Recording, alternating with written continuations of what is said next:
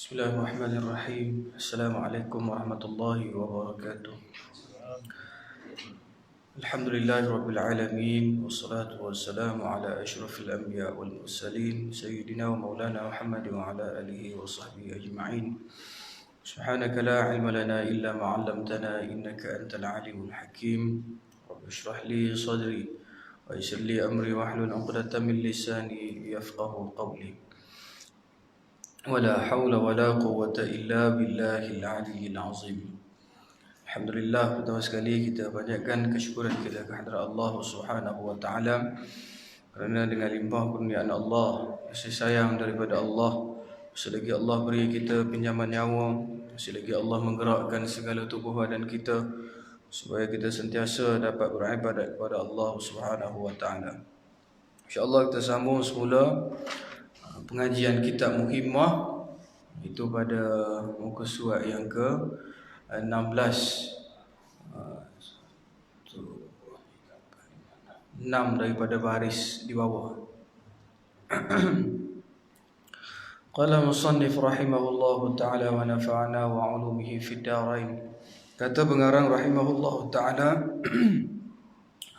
dan setengah daripada kebinasaan berkahwin itu bahawa sungguhnya adalah ahlinya dan anaknya itu membimbangkan bagi daripada ingat akan Allah Ta'ala dan membimbangkan daripada menjalani jalan akhirat dan daripada berbuat ibadat serta hadir kepada Allah Ta'ala dan masyghul ia kepada menuntut dunia dan membanyakkan ia akan memerintahkan kehidupan bagi segala anaknya dan ahlinya dengan menghimpunkan harta dan akan pertaruhan bagi mereka itu, dan yang demikian itu daripada ghalib membawa kepada bakhil, yakni kikir, maka inilah sebesar-besar celaka yang membinasakan akan manusia. Baik. Jadi kata pengarang rahimahullah ta'ala, setengah lagi kebinasaan berkahwin tu, apa dia? Tanggungjawab bagi setiap orang lelaki bahawasanya dia wajib membimbing akan ahli keluarganya daripada menjalani jalan akhirat. Maksudnya tanggungjawab bagi setiap suami itu dia kena didik anak dan isteri dia supaya kenal akan akhirat. Itu tanggungjawab utama. Bukan tanggungjawab ustaz, bukan tanggungjawab ustazah, tetapi tanggungjawab bagi sekalian lelaki.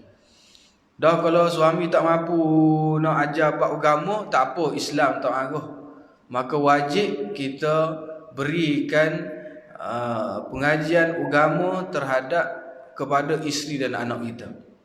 Wajib. Jadi wajib pula kita bagi pendidikan agama. Pasal kita nak bagi tak boleh. Padahal yang hukum wajib tu tadi atas kita.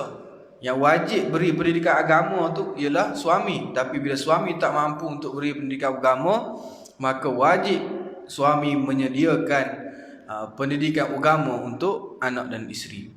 Kalau tak, kena tanggung ke akhirat esok. Mana apa? Dia jadi kebinasaan kepada dia bila dia berkahwin. Jadi binasalah. Jadi binasalah dia tu. Pasal apa jadi binasa? Pasal dia berkahwin kerana dia tak ada langsung akan ilmu agama. Dia tak syarat setiap orang nak berkahwin ni kena jadi ustaz, tak syarat dengan setiap orang berkahwin kena jadi ulama dah. Dia syarat biar lepas fardu ain atas setiap seseorang. Supaya apa yang fardu ain, apa yang fardu kifayah tu juga diajarkan kepada anak dan isteri dia. Pasal itu yang wajib. Itu yang wajib dia berikan pada anak isteri dia. Dah kalau dia tak bagi, maka dia kena tanggung ke akhirat esok. Jadilah binasa ke atas dia bila dia berkahwin tu. Dan daripada berbuat ibadat serta hadir kepada Allah Ta'ala. Kerja dia berbuat ibadat, perintah anak dan isteri supaya melakukan ibadat. Sampai waktu semayang, sampai waktu bersama dengan ahli keluarga, bersama dengan ahli keluarga. Itu suami dia kena tegah, ayah dia kena tegah, dia tak boleh buat lebih kurang pada anak-anak. Dia kena tegah. Kita tak boleh guna alasan beza budak sekarang dengan budak dulu ada. Tak boleh guna alasan tu. Dia tanggungjawab kita kena pastikan anak dan isteri kita ni mendapat pendidikan agama. Itu yang wajib itu. Kemudian dan masyghul, iaitu kebiasaan ia kepada menuntut dunia dan membanyakkan ia akan memerintahkan kehidupan bagi segala anaknya dan ahlinya dengan menghimpunkan harta dan akan pertaruhan bagi mereka itu. Kebanyakan di antara kita ajar kehidupan terlalu banyak, ajar kepada tuntut dunia. Banyak sangat supaya mu kena buat gini jadi orang hebat, mu kena tu, mu kena ni. Nak beri pendidikan pada anak, tak salah nak bagi anak jadi seorang doktor ke, peguam ke, apa tak ada masalah. Tapi kena ada asas dia yang kita kena beri pada anak kita, iaitu pendidikan agama. Dan nak jadi apa tak ada masalah. Bila seseorang tu, bila dia ada agama, maka tak ada masalah nak jadi seorang yang hebat, tak ada masalah. Tapi ada orang bila dah jadi seorang yang hebat, peguam yang hebat, pilot yang hebat, bawa kapal terbang, nak famous namanya, terkenal seluruh dunia orang yang hebat, tapi kalau tak ada agama, maka kosong di sisi Allah Subhanahu Wa Taala. Dah siapa kena tanggungjawab? Kita kena nak langsung tak bagi pendidikan agama kepada anak-anak. Yang kita suruh buat apa? Kamu kena jadi hebat, kumpul duit banyak-banyak. Esok bila kaya, esok beli kaya. Motor Virago sebuti. Didik anak gitu. Tak didik anak supaya cinta pada akhirat. Sedangkan kita dalam kehidupan kita ni, daripada mula kita bangun tidur sampailah kita tidur balik, semuanya bila kita lakukan mengikut apa yang Allah perintahkan dan mengikut sunnah Nabi Muhammad sallallahu alaihi wasallam, maka dia jadilah ibadat. Kita agak terpinga-pinga dengan satu ayat yang Allah sebut dalam Quran, wa ma khalaqtul jinna wal insa illa liya'budun. Tidak aku jadikan di kalangan jin dan manusia itu melainkan mereka beribadat pada aku. Kita bukan takkanlah kerja kita nak ibadat aja. Bila masa kita nak kerja? Tak. Kita masuk tandas, kita bekerja, kita makan, kita minum, kita tidur, semuanya adalah ibadah bila kita lakukan dengan mengikut sunnah Nabi Muhammad sallallahu alaihi wasallam. Jadi ibadah. Maka jadi tak rugilah tu. Tapi bila kita buat satu benda, kita terlalu mencari keduniaan, maka dia tak jadi ibadah dah. Sedangkan Allah perintahkan kita, tak lain tak bukan tujuan kehidupan kita ni hanya nak mengabdikan diri kita kepada Allah. Tapi kasihnya Allah Subhanahu Wa Taala, kasihnya Allah Subhanahu Wa Taala pada kita, setiap apa yang kita lakukan bila kita ikut cara Nabi, maka dia akan jadi ibadah. Ni yang nak masukkan dalam setiap jiwa kita ni. Kita pakai baju ni tuan-tuan, ibadah.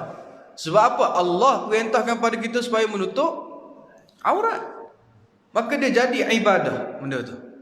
Tak sia-sia ni kita pakai baju ni. Bila kita berniat, aku pakai baju kerana aku nak tutup aurat ikut perintah Allah. Niat tu bukan syarat kena sebut di mulut. Masa kita pakai baju tu, kita terdetik di hati kita, niat di hati kita, aku pakai baju kerana nak tutup aurat, perintah Allah. Jangan sebut di mulut. Ni tiap kali baju sahaja aku pakai baju. Nak gitu. Bukan suruh buat gitu. Kalau dia kata sahaja aku pakai baju, tahan kira lagi buatnya nawaitu sama Radin. Nak lagi. Orang Melayu kita ni asal bunyi niat nawaitu. Dia niat bukan duduk di mulut, niat duduk di hati. Sama macam kita semayang. Sama macam kita lakukan amal-amal ibadat yang lain. Niat tu Allah pandang di hati itu. Sebab tu Nabi sebut dalam hadis, innamal a'malu bin niat. Bermulanya segala amal seseorang tu dengan niat dia. Jadi semayang dia tu dengan apa? Dengan niat dia tu. Dia sedekah dia tu dengan niat, bukan syarat nak kena sebut di mulut sahaja aku sedekah nak duit RM2 ni Masjid Nurul Saadah kerana Allah Taala, tak payah. Sebut di hati ya, sedekah kerana Allah. Apa jadilah comel lah tu. Nak ni nak kena bagi pendidikan pada anak-anak.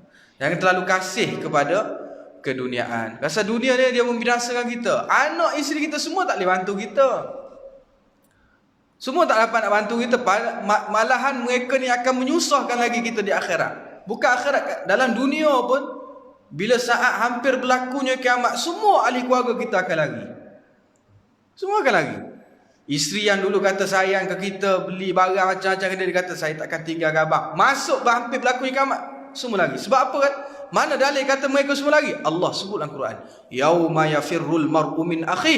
Pada hari yang manusia jadi kelang kabut, saudara dia akan lari. Wa ummihi wa abih. Mak dan ayah dia juga akan lari. Wa sahibatihi wa bani. Isteri dan anak dia juga akan lari. Tinggal dia seorang. Marah. Tinggal seorang. Tak boleh nak buat apa dah lah. Itu bukti. Tapi bila kita isikan mereka dengan fahaman agama, maka mereka akan membantu kita saat kematian kita. Tu bila kita mati, anak sendiri urus. Anak kata dengan Tok Imam, Tok Imam tak apa Tok Imam, saya adik-beradik ni boleh urus jenazah ayah kami sendiri, mak kami sendiri. Tok Imam tengok je lah. Tok Imam tengok betul tu cara gitu. Ni dok kadang nak siram air ke mayat ayah pun, takut tengok. Ayah sendiri tu. Ayah sendiri meninggal dunia, nak minta anak suruh tengok, suruh sampai kubur jadi takut. Ulak dah. Tu nak tu. Sebab apa? Sebab asalnya daripada kita sendiri. Kita yang tak berikan pendidikan agama. Tak beri nasihat kepada mereka. Syarat kita ni tanggungjawab kita dah. Itu jadi kebinasaan pada kita tu. Kalau kita nikah, tak ada langsung kita nak nasihat pada isteri dan anak kita, maka jadi binasa, jadi celaka.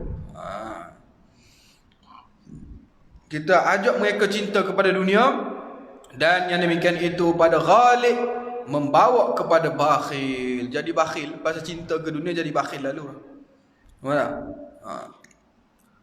Cinta pada dunia jadi bakhil lalu dah. Tu yang Nabi ajarkan pada Siti Khadijah. Isteri Nabi yang pertama, yang paling kaya di Kota Mekah.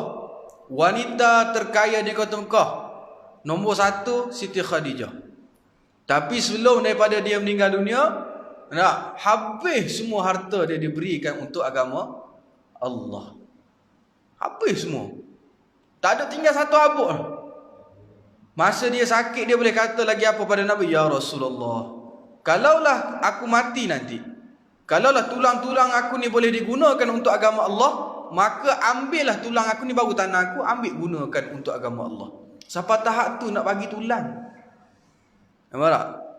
Bini kita ada kita. Masjid Aungan, tuan-tuan, kita perlukan sedikit sumbangan untuk membesarkan masjid kita. Tak bagi keselesaan muslimin muslimat bila beribadat. Kita pun balik bagi tahu ke benda yang ni masjid buat pengumuman, minta dana sikit nak besar masjid kita, wakaf sikit. Bini kata abang bagi berapa ni? Sini. Cukup tu.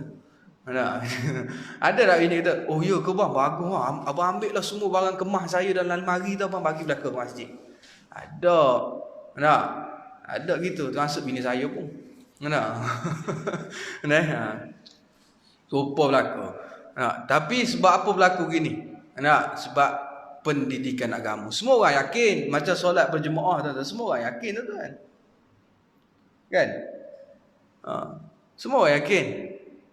Solat jemaah semua kata setiap satu solat kita 27 darjat kita naik di sisi Allah. Kalau kita nampak satu darjat tu tuan-tuan, maka penuhlah orang. Macam sama juga macam ni, kita pakai mask. Ni kita tutup muka kita ni kan tuan-tuan kan. Sebab apa kita tutup? Bukan sebab nyakit. Bukan sebab nyakit, pasal kerajaan perintah kita supaya tutup muka. Mu tak pakai, aku denda 1,000. Mana? Kita tak pakai, kena denda RM1,000. Bila kena kita tahu kena denda dan kita nampak nilai RM RM1,000 tu. Nak? Tu sebab kita pakai. Nak? Tapi kita tahu solat jemaah tu naik 27 darjat satu solat di sisi Allah. Tapi kita tak nampak satu darjat tu besar mana di sisi Allah. Inilah ujian bagi orang yang beriman. Pasal apa? Dia kena beriman benda yang dia tak nampak. Tak sama macam orang kafir. Nah, orang kafir ni dia sembah, dia tengok barang dia dia sembah Tuhan yang dia sendiri cipta. Kita tak. Allah sebut dalam Quran, allazina yu'minuna bil ghaib. Orang beriman ni mesti kena percaya pada yang ghaib, benda yang tak nampak. Tapi percaya dan yakin sungguh. Macam kata Allah bersifat dengan wujud. Nampak tak? Wujud Allah tak sama seperti manusia. Nampak tak? Tak sekadar kita kata Allah tu wujud, hati kita tetap meyakini. Tak boleh kata sebut di mulut saja, hati kena yakin juga. Dan kalau hati tak yakin nak buat mana? Kena kuatkan diri kita. Kena banyak lagi kita menyebut nama Allah supaya Allah beri kita kekuatan dalam meyakini akan segala perintah-perintah Allah. Tak ada saja-saja Nabi suruh kita solat jemaah, tak ada saja-saja Allah nak bagi pahala banyak gini. Tapi saat kematian seseorang tuan-tuan, Allah tunjuklah. Inilah masa yang mu tinggal semayang jemaah dulu, inilah pahala dia. Nampak tak? Inilah pahala dia. Inilah pahala kalau mu sedekah dulu. Nampak tak? Inilah pahala kalau mu bagi makan kat orang dulu. Nampak tuan-tuan? Dia bagi belaka. Allah tunjuk bila saat kematian seseorang tu. Sebab tu dia nak minta tangguh kematian dia. Nampak tak? Wa anfiqu mimma razaqnakum min qabli an ya'tiya ahadakumul maut fayaqula rabbi laula akhartani ila ajalin qarib. Bagi sikit dia masa, tangguhkan sikit kematian aku. Bila nyawa dia sampai di halqum, masa tu Allah tunjuk semua tempat dia di syurga, tempat mana orang ni neraka, Allah tunjuk belaka pada dia. Syurga Allah tunjuk neraka. Masa tu dia akan minta kepada Allah, ya Allah bagi aku sikit je masa. Ni semua yang kita akan alami ni tuan-tuan. Tuan-tuan, saya semuanya akan alami saat ni. Saat apa? Fayaqula rabbi laula akhartani ila ajalin qarib. Bagi sikit, dia kata pada Allah, bagi dia sikit je masa. Tak payah banyak, sikit je. Untuk apa? Fa asaddaqa wa akum minas salihin. Aku nak bersedekah, aku nak buat amal soleh, nak mari solat jemaah balik. Nak bagi makan kat orang balik. Nak buat baik pada semua orang balik. Tu. Tuan-tuan nampak? Allah tunjuk semua tu pada kita. Bila saat nyawa seorang sampai di halqum, Allah tunjuk semua pada kita. Tak percaya? Mati dulu, terang tengok. Kita terang mati kali, tapi kalau dah mati tak boleh buat apa lah tuan-tuan. Kita jumpa kat sana je lah nanti. Kan? Sakitnya mati tu kan main, sakit sungguh. Dan kalau kita terang mati kak, tak boleh hidup balik je lah. Jumpa kat akhirat besok lah, bagi tahu lah ustaz, sungguh sakit, sungguh mati ni. Tu. Maka jadi tanggungjawab pada para suami supaya berikan pendidikan agama. Supaya apa? Tak jadi bakhil dalam agama, bakhil yakni kikir. Maka inilah sebesar-besar celaka yang membinasakan akan manusia. Jadi selakarlah. Binasalah. Pasal apa? Dia menikah tapi dia tak beri pendidikan agama pada anak dan isterinya. Jadi selaka selalu. Dan dari kerana inilah kata Abi Sulaiman Ad-Darani rahimahullahu ta'ala, ma syaghalaka 'anillahi min ahlin wa malin wa waladin fahuwa 'alaika mash'um. Tuan-tuan nak berbagi nanti saya ulang kali. Ma syaghalaka 'anillahi min ahlin wa malin wa waladin fahuwa 'alaika mash'um. Ma syaghalaka 'anillahi min ahlin wa malin wa waladin fahuwa 'alaika mash'um. Artinya kata Sulaiman Ad-Darani, barang siapa yang membimbing akan dikau daripada ingat akan Allah Ta'ala, iaitu daripada ahlinya. Membimbang, artinya barang yang membimbangkan akan dikau daripada ingat akan Allah Ta'ala, iaitu daripada ahlinya dan hartanya dan anaknya, maka iaitu celakalah atasmu. Yang membimbangkan kita apa dia? Nak bawa kita, diri kita ingat kepada Allah, ahli kita kepada Allah, harta kita dan anak kita. Isteri anak kita yang kita nak bawa pada agama Allah, harta kita yang kita nak bawa kepada agama Allah. Maka itulah kebanyakan punca jadi celakanya seseorang. Sebab apa? Dia tak dapat nak membimbing diri dia dan ahli keluarga dia supaya apa? Supaya dekatkan diri kepada Allah. Tu punca jadi celaka tu. Seperti firman Allah Subhanahu wa taala. Seperti firman Allah, ya ayyuhallazina amanu la tulhikum amwalukum wala auladukum an zikrillah wa man yaf'al dhalika fa ulaika humul khasirun.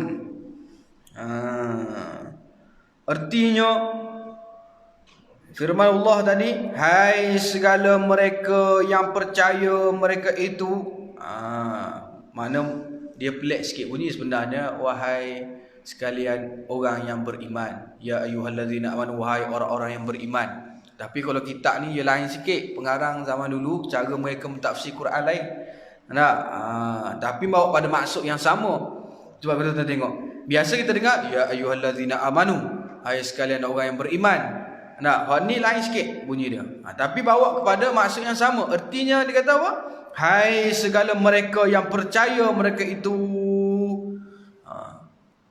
apa maksud dia? Yang percaya itu yang beriman lah. Yang percaya mereka itu akan Allah. Yang beriman mereka itu kepada Allah, maka apa? La tulhikum amwalukum wala auladukum an zikrillah. Jangan melalaikan akan kamu oleh segala harta kamu dan anak kamu daripada zikrillah, daripada ingat kepada Allah. Tu satu-satu Allah sebut. Jangan sebab harta dan anak pinak kita punca kita ni lalai daripada ingat kepada Allah. Maksudnya, dan jangan kerana sibuk dengan kita mencari harta sehingga kita tinggal solat kita. Jangan sibuk kerana anak isteri kita minta sesuatu yang benda di luar kemampuan kita, kita sanggup cari yang haram, berikan kepada mereka. Jangan sampai ke tahap tu. Allah kata, jangan kamu lalaikan diri kamu. Ayat ni dia khusus bukan pada anak isteri kita. Ayat ni khusus kepada semua kaum lelaki. Bahawasanya wajib pada kita jaga, pelihara kita, anak isteri kita, harta benda kita daripada ingat kepada Allah. Kena jaga elok-elok. Supaya kita, ahli keluarga kita sentiasa, jangan disebabkan harta benda kita, anak pinak kita jadi lupa kepada Allah Subhanahu wa taala. Ni bukan kena pada orang yang berumur dah, orang tua dah, orang muda pun sama kok. Mati bukan kira.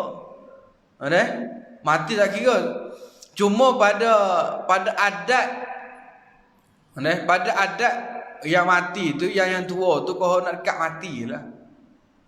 Pada adat, tapi orang muda banyak mati. Banyak je orang muda mati accident. Tak accident pun banyak jenis mati mati mengejut, sakit jantung. Kata dia ni sebelum ni tak ada penyakit, umur baru 25 mati dah. Umur baru kan kata tu je, baby baru lahir mati ke? Baru lahir. Dah molek dah lahir lagi, matilah perut. Ada ke? Sebab aja seorang tu tak tahu. Cuma pada adat mengatakan bila dah tua dekatlah ia kepada kematian. Itu pada adat kata. Bukan Allah kata, adat kata. Juga kerana itulah Nabi kata bila masuk umur kita mencapai ke 40 tahun, maka perbanyakkan ingat kepada kematian, maka menjadi satu sunnah Nabi ingat kepada mati dan juga menggunakan tongkat. Sunnah Nabi guna tongkat. Masuk umur 40, sunnah Nabi nak disunatkan kita pakai tongkat. Pasal apa sunatkan tongkat? Bukan sebab kita sakit lutut dah. Bukan sebab patah kaki dah. Tapi pakai tongkat tu sebab apa? Tak apa yang bersuka. Tak apa tuan-tuan tak pakai tak apa, dia sunnah je.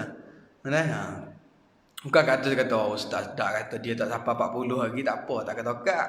Tak, dia bukan kita pakai tongkat tu kerana kita sakit lutut dah, tapi kita pakai tongkat tu kerana mudah kepada kita untuk ingat kepada mati. Tuan-tuan kena berazam, insya-Allah bulan depan saya mari pakai tongkat belaka. Dah boleh saya umur 40 ke atas belaka dah. Bulan depan mari pakai tongkat belaka dah. Ada gurau aja. Ini sunnah aja. Kalau kita mampu buat kita buat, tak mampu buat tak apa. Jadi nak pikul atas motor pergi masuk celah tayar, terguling pula naya pula dah. Dah atas kita berasa kita nak pakai. Tak mampu nak pakai tak apa, tapi jangan tinggal semua sunnah Nabi. Buat sekadar kemampuan kita. Buat sekadar kemampuan kita. Tu. Wa may yaf'al dzalika fa ulaika humul khasirun. Dan barang siapa berbuat ia akan yang demikian itu. Maksudnya siapa sahaja yang lalaikan diri dia, harta benda dia dan anak pinak dia daripada ingat kepada Allah, maka mereka itulah segala mereka yang kerugiannya mereka itu pada hari akhirat. Rugi sungguh ke akhirat esok.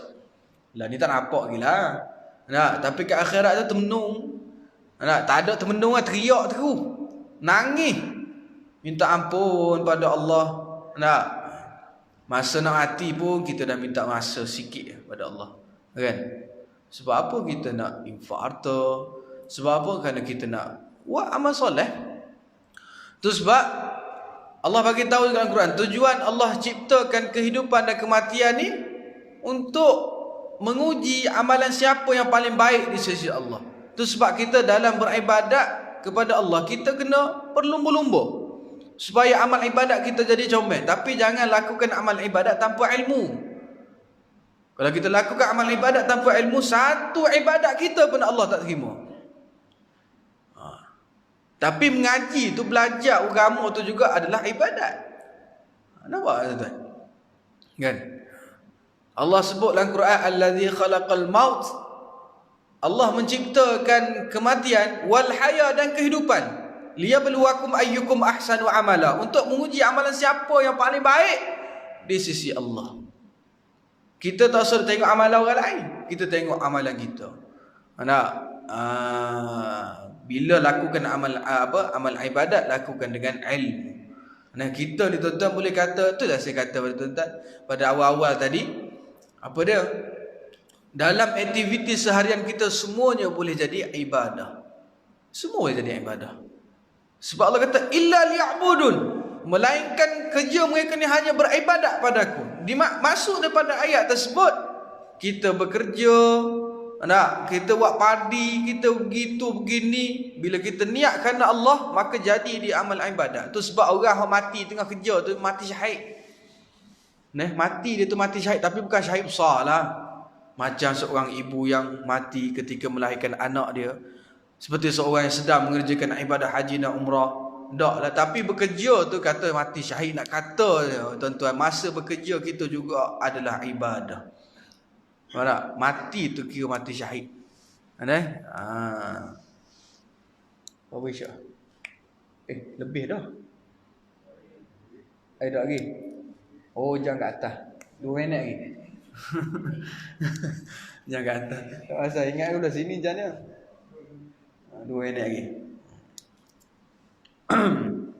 Tuan-tuan selalu kena buat solat hajat kan. Kerana apa sekarang terlalu banyak kes COVID-19 ni dekat negeri Kedah kan. Tuan-tuan seorang-seorang pun tak apa, sembahyang hajat tak syarat nak buat jemaah kan. Bangun tengah malam buat tahajud, buat solat hajat. Ya Allah, sembuhkanlah negeri Kedah kan daripada penyakit ni apa semua. Minta pada Allah. Orang hak negeri lain pula buat juga solat hajat untuk negeri Kedah. Faham tak? Dia solat hajat ni tuan-tuan bukan dia kena tunggu ada hajat baru nak solat. Faham tak? Tak ada hajat pun kena solat. Tapi kita solat hajat kerana apa? Kerana kita ada hajat. Tak ada hajat tak solat lah. Sedangkan solat hajat ni boleh dilakukan tanpa ada hajat pun. Faham tak? Sama juga fahaman orang kita kalau kita pasal apa makmum semayang duha, aku rezeki aku murah nanti kata. Semayang tu kerana nak rezeki murah. Nabi semayang tak bukan kerana nak rezeki murah. Tapi di sebalik fadilat semayang apa nama ni duha tu Allah murahkan rezeki seseorang. Tapi kita ibadat tu kenapa? Ibadat kita kerana taqarrub ila Allah. Kerana kita ni hubungan kita dengan Allah. Itu tujuan amal ibadat. Duha ke macam kita baca Quran soal waqiah sebelum kita tidur. Kenapa mak baca waqiah? Aku juga pasal nanti rezeki aku murah. Tak, bukan tu tujuan dia. Cuma itu adalah fadilat dia. Tapi kita baca tu kenapa? Betulkan balik niat kita. Kita baca tu kerana Allah. Bukan kerana suka-suka tak. Bukan kerana suka-suka kita nak baca, nak biar murah rezeki. Tak. Jangan kita kena perbetulkan balik niat kita supaya setiap amal ibadat yang kita lakukan biarlah kerana Allah. Di sebalik tu fadilat tu lain lah tu. Kita akan dikurniakan fadilat bila kita lakukan sesuatu tu kerana Allah. Tu sebab agak tenung. Pagi sembahyang duha sampai ke malam mana rezeki tak sampai lagi dia katanya. Faham tak? Tak sampai lagi rezeki ni kata sembahyang duha dapat murah rezeki. Faham tak? Baca Quran tengah malam surah Al-Waqiah. Kata tidak akan ditimpa kemiskinan. Esok pagi lo miskin seperti sebab apa? Kita tak letak yakin kita tu pada Allah. Dia fadilat kelebihan di sebalik kita membaca surah tersebut Allah murahkan rezeki kita. Di sebalik daripada fadilat kita solat duha tu kerana Allah kan murahkan rezeki kita. Bukan tujuan kita solat tu kerana kita nak murah rezeki tak. Kena perbetulkan balik akan niat kita. Dan setengah daripada kebinasaan berkahwin itu terlebih membaikkan perangai dan muafakat akan ahlinya itu di dalam kesukaan hawa nafsunya hingga membinasakan akan perangai ahlinya, terikut perangai ahli keluarga. Kata boleh abang buat gini, ayah buatlah. Ada bini tak tutup aurat, suami buat tak reti je. Kadang tu suami pula hak suruh isteri. Yang kita ni nak pergi jumpa datuk ni, nak pergi makan malam dengan Datuk Seri. Nak pergi makan dengan Datuk Seri ni. Pakai biarlah tak payah pakai tudung tak apa malam ni. Atau pakai tudung biar nampak sikit rambut depan. Itu panggil apa? Tudung orang Yahudi. Orang Yahudi dia pakai tudung gitu. Orang Yahudi ni dia suka pakai tudung. Dia pakai tudung kok Yahudi. Tapi dia pakai tu dia buat gini. Dia pakai gini. Tapi dia bagi nampak rambut depan kita. Banyak tak? Orang panggil kalau orang Malaysia kita ni pakai sendang. Biar dia biar rambut dia tu kebang gitu depan. Ni tudung cara orang Yahudi. Orang Nasrani pula lagu mana? Dia tutup kabeh. Dia tutup kabeh molek semua. Lepas tu sampai sini diikat gitok belakang. Ni lagi banyak. Marah. Tapi jangan kata tu imam pula Nasrani. Asal tu imam naik khatib dia buat gini kok. Nasrani tu imam ni tak lihat gitu. Kalau di Kelantan banyak lah tuan-tuan tu imam masjid nak naik khatib dia pakai gini kan. Lepas tu dia tutup. Gitu. Yang kata tu imam tu Nasrani orang perempuan hok pakai tudung ni, hok ikat sampai gini, tak tutup dada dia adalah cara orang Nasrani. Man tasyabaha biqaumin fahuwa minhum. Barang siapa mengikut cara orang kafir sesuatu kaum fahuwa minhum, maka dia tergolong dengan kaum tersebut. Tergolong lah. Mana? tergolong dengan kaum tu lah, tak boleh buat apa lah. Sebab tu kena hati-hati, kena ngaji.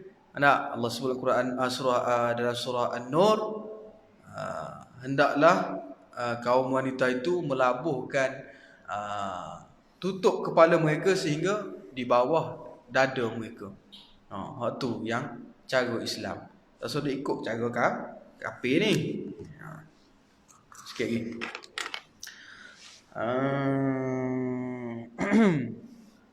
Daripada di dalam kesukaan hawa nafsunya hingga membinasakan akan perangai ahlinya dan dirinya sendiri.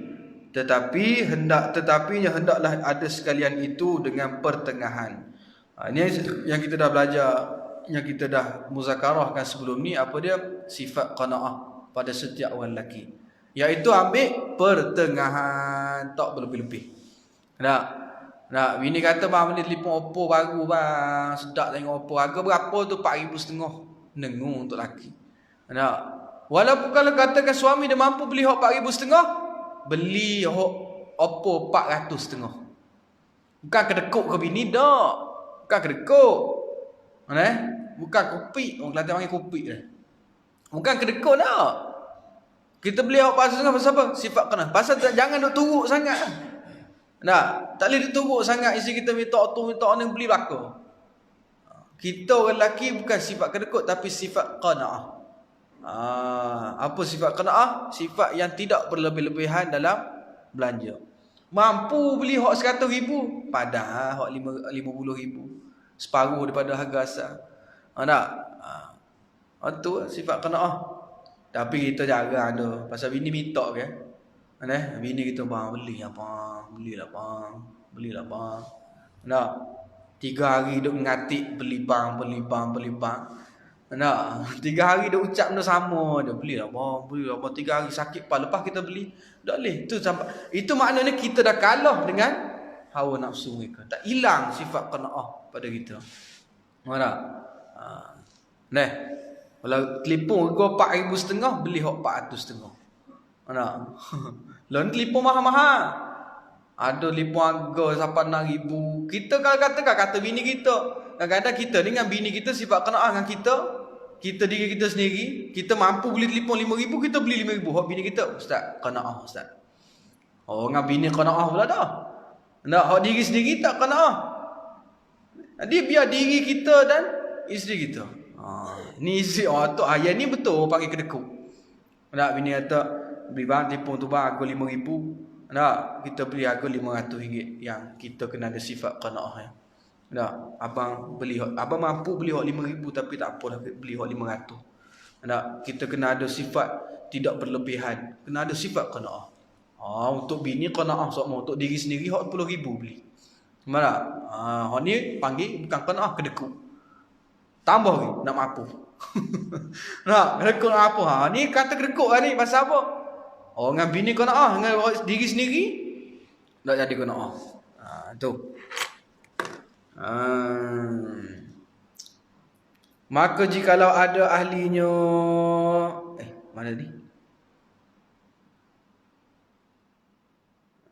Dan dirinya, tetapi hendaklah sekalian itu dengan pertengahan. Lakukan dengan pertengahan, tak berlebihan. Maka jikalau ada ahlinya itu mengerjakan akan suatu yang mungkar, yang menyalahi akan syariat, sama ada yang haram atau makruh atau kurang adab, maka hendaklah ditegahnya akan dia dan memarahi akan dia isteri atau ahli-ahlinya. Dan nampak bini menyalahi hukum syariat, pakai tak tutup aurat apa semua, maka wajib atas kita dah. Kena larang bini kita, anak kita. Tengok anak pakai ketat sikit, mu jangan pakai ketat gini. Kena tegah. Ni kadang umur 20, nak pakai baju budak tadika, mana dah ketat. Pakai baju pandang kamu pakai baju ni biar dia tak apa, dia tubik rumah biar huduh tak apa. Perempuan tubik rumah biar biasa-biasa tak apa. Tapi yang ketika di rumah kena comel. Tubik rumah tak, kalau tubik rumah tak apa, pakai biar huduh-huduh biasa-biasa je. Biasa-biasa je. Di rumah baru comel. Bila kita sebagai seorang suami nampak ahli kita melakukan perkara yang menyalahi akan agama, akan syariat, sama ada yang haram atau dia melakukan benda yang haram, benda yang Allah larang, atau yang makruh, atau kurang adab. Apa makruh yang haram? Contoh isteri keluar rumah tak gimana apa, bahan depan rumah je sidang kain, dak pakai tudung. Nak dalam keadaan ada ni orang lalu lalang ni, maka haram hukumnya. Mana? Dah isteri nak mana nak pergi sidang kain bang? Dak pakai tudung. Mana? Dak pakai tudung nak pergi sidang kain. Ada orang nak keliling, tak ada. Hukumnya makruh. Pasal dia keluar dah daripada rumah, orang tak ada, memang tak ada siapa nampak dia. Pasal apa? Pasal dia duduk 2 orang je di pulau. Mana? Dia duduk 2 orang di pulau, memang tak ada orang. Maka tak apalah nak pergi sidang kain ikut mu lah. Mana? Makruh hukumnya. Atau kurang adab. Nampak sikit kurang adab, tak betul, tegur. Wajib kita tegur. Lepas kalau kita biar, kita kena tanggung ke akhirat esok-esok. Maka hendaklah ditegahnya akan dia dan memarahi akan dia. Kena tegah dan kena marah. Maka sungguhnya jangan sekali-kali menolongi akan ahlinya pada perbuatan yang menyalahi akan syariat agama. Kena ingat benda tu. Jangan sampai kita ni terikut-ikut akan kata isteri kita, anak kita, sampai tak menyalahi agama. Isteri nak pakai baju ketat, hok tak sapa ni, hok ikat butang kat belakang, hok zip kat belakang. Baju ketat tu, pasal dia ketat dia tak sapa kan. Tak ketat sangat, gitu. Bang tolong bang. Jom awak pakai baju ni. Suami tolong zip sak naik ke atas. Suami tanggung dosa. Menyalahi pada syarak. Dah kalau baju ketat boleh tak? Ikut. Dah kalau baju ketat nak. Kadang tu masa nikah tu dah tak betul dah. Masa nikah tu tudung dah akal pakai sarung pala gitu saja. Tak pala saja. Asal nikah tak kena dah. Tu sebab orang lelaki tak sedar nikah dengan orang gitu. Cari hak tutup molek. Orang perempuan ni kalau dia tutup aurat dengan elok, comel sungguh. Dah kalau kita duk tengok orang perempuan hak tutup aurat tu nampak comel, pasal setan hias dia. Nabi sebut dalam satu hadis, Nabi kata kalau kita lihat perempuan yang tak tutup aurat ni, kita akan nampak dia ni nampak comel sungguh. Pasal apa? Setan duk hias dia, membuatkan kita tertarik lihat dia. Membuatkan kita ni rasa tertarik nak tengok orang perempuan. Tapi kalau orang pakai tudung labu ke pudah ke apa ke, tak ada tertarik pasal kita tak nampak. Tapi kalau perempuan yang tak tutup aurat, kita akan jadi tertarik melihat dia.